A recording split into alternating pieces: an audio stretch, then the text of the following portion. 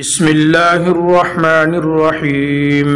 قال النبي صلى الله تعالى عليه وسلم: اغتنم خمسا قبل خمس، شبابك قبل هرمك، صحتك قبل سقمك، فراغك قبل شغلك، غناك قبل فقرك، حياتك قبل موتك۔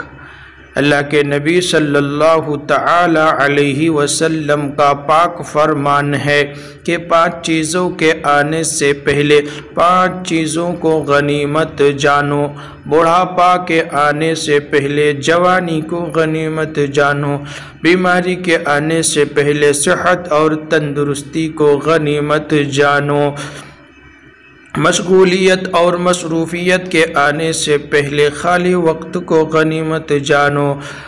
فقر و فاقہ کے آنے سے پہلے مالداری کو غنیمت جانو، اور موت کے آنے سے پہلے زندگی کو غنیمت جانو۔